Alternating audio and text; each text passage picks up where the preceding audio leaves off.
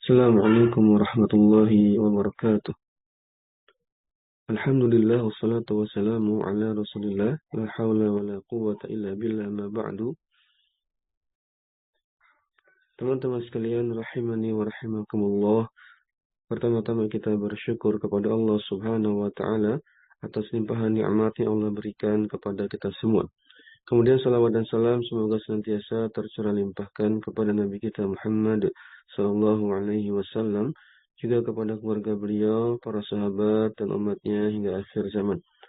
Senantiasa kita berdoa kepada Allah Subhanahu wa taala agar dimudahkan ilmu, kita belajar, kita memahami pelajaran dan istiqomah di dalamnya. Insyaallah kita akan mulai membahas kitab Al-Kafi fi Ilmi Syarfi, jilid yang pertama, karya Ustaz Aceng Zakaria rahimahullahu taala. Kita akan memasuki ilmu yang merupakan salah satu bagian ilmu yang penting dalam bahasa Arab selain ilmu nahwu, adalah ilmu sharaf atau ilmu tasrif ya. Dan keduanya memiliki perbedaan fungsi dan tujuan. Untuk ilmu sharaf atau ilmu tasrif difungsikan untuk memahami bentuk-bentuk kata, difungsikan untuk memahami asal-usul kata. Sehingga dengan mempelajari ilmu sharaf kita bisa paham bentuk-bentuk kata dan sebelum memasuki kalimatnya. Adapun ilmu nahwu lebih kepada memahami kedudukan kata dan harokat akhirnya ketika kata itu akan disusun dalam sebuah kalimat. Saling melengkapi. Kalau sharaf sebelum menyusun kalimat, adapun nahwu ketika hendak menyusun sebuah kalimat.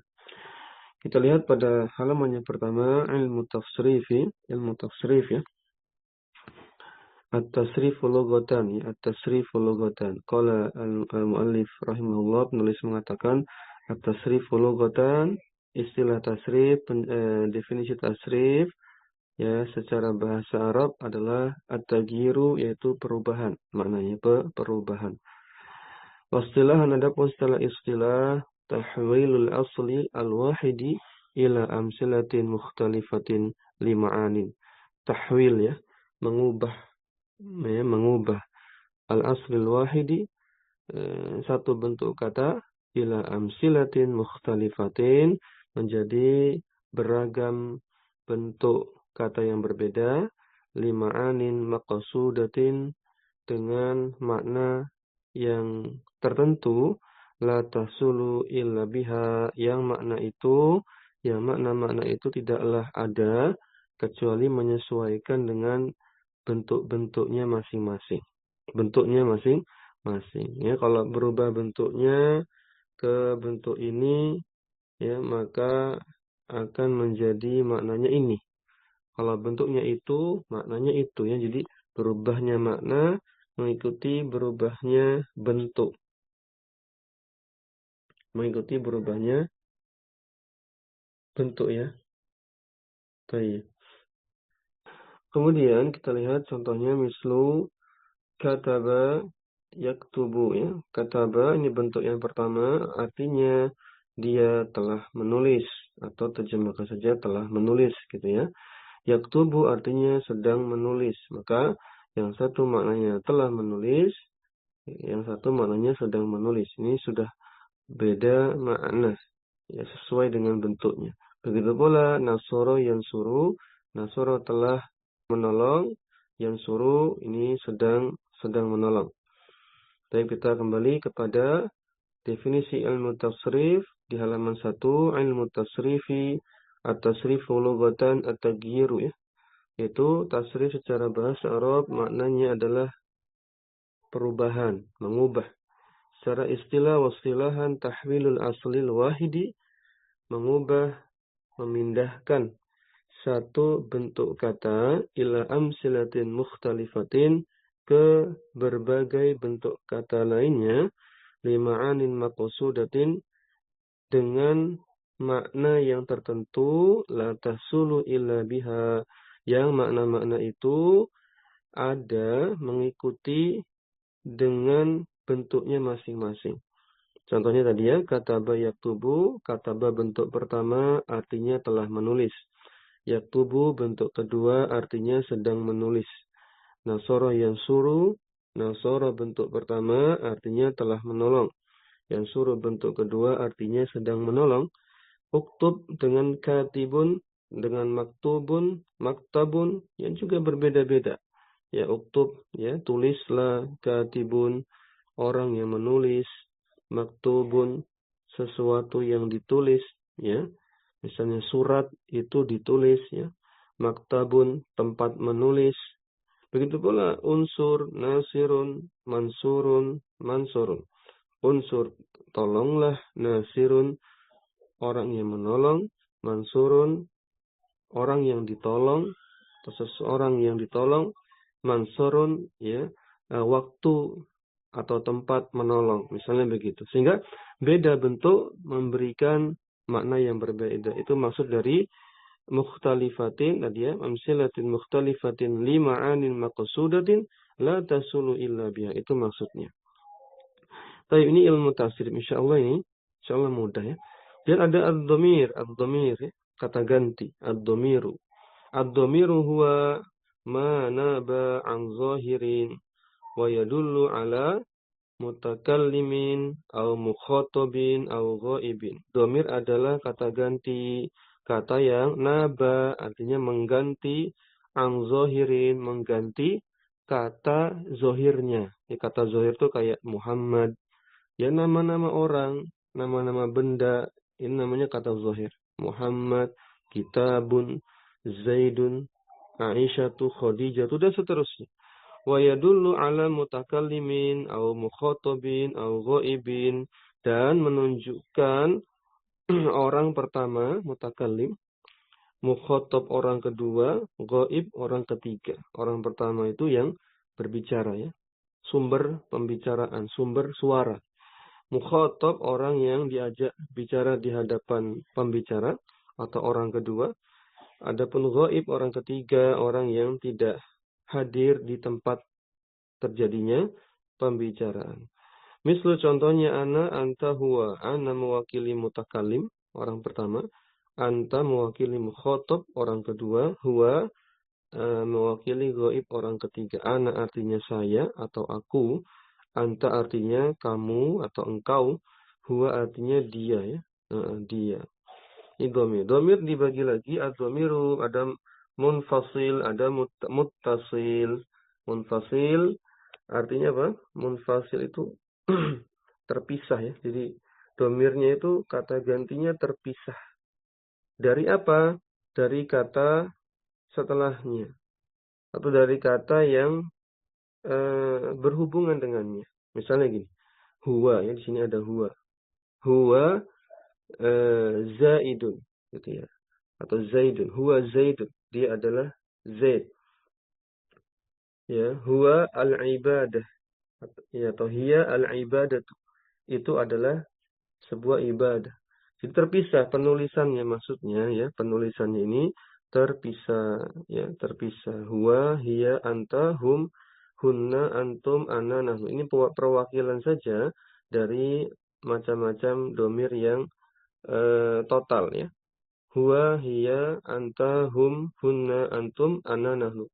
Huwa dia seorang laki-laki, hiya dia seorang perempuan, anta kamu seorang laki-laki, hum mereka para lelaki, hunna mereka para perempuan, antum kalian para lelaki, ana saya atau aku, nahnu kami atau kita ya.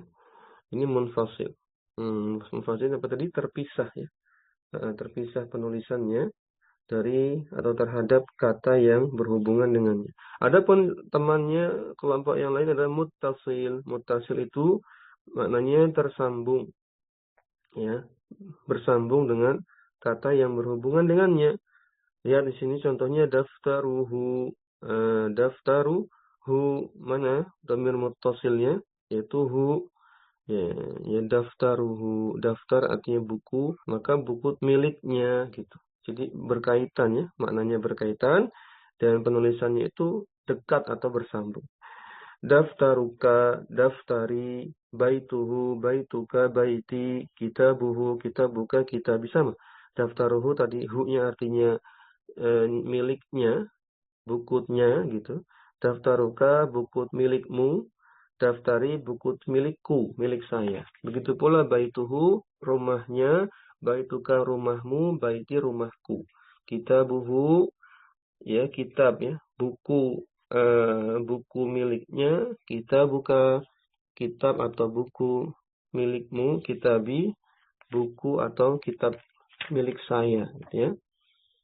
Ini penjelasan ilmu tasrif. Tadi intinya adalah tahwil, mengubah, memindahkan satu bentuk kata ke bentuk lainnya sambil membawa perubahan makna. Itu intinya. Berganti bentuk, berganti makna. Adapun domir, tadi domir itu kata ganti, menggantikan kata yang zohir, menggantikan isim yang zohir. Isim zohir apa? Ya, semua kata selain kata ganti. Ya, ada nama orang, nama benda, nama hewan, dan seterusnya. Tapi domir dibagi dua, munfasil dan muttasil. Ya. Munfasil yang terpisah penulisannya. Kalau muttasil itu bersambung penulisannya, ini salah satu perbedaannya. Walaupun nanti ada beberapa perbedaan yang lainnya. Misalnya kalau munfasil itu domirnya bisa sebagai mubtada, ya, mengawali kalimat. Tapi kalau domir muttasil tidak bisa, karena dia selalu tidak mengawali kalimat. Dia tidak mengawali kalimat ya, karena menempel di akhiran isim kan tadi, nggak bisa dia mengawali kalimat. Tapi kalau munfasil bisa, misalnya huwa tadi ya, huwa Muhammadun, hiya Khadijatu, dan seterusnya. Seperti dalam kalau dalam hadis ada yang dijadikan domir munfasil ini tidak juga mengawali kalimat, ada, tapi dikatakan bisa gitu ya. Kalau mau dijadikan awalan kalimat, munfasil itu bisa. Baik. Kemudian ada pembagiannya di sini. Tasrifnya ini tasrif lugawi ya. Tasrif ke bawah ya. Kalau ada tasrif istilahi, ada tasrifnya ke samping. Ad-dhamair al-munfasilah. Domir-domir yang munfasil. Nanti dibagi dua, domir rofa, yang kedua domir nasab. Yang domir rofa, kenapa dikatakan rofa? Karena biasanya domir ini digunakan sebagai apa? Mubtada tadi ya. Sebagai mubtada, sebagai apa lagi? Subjek ya, fa'il. Dan itu identik dengan kedudukan-kedudukan marfu atau rofa. Adapun yang kedua domir nasab dikatakan demikian karena apa? Ya fungsinya kedudukannya biasanya sebagai maf'ul bih atau objek.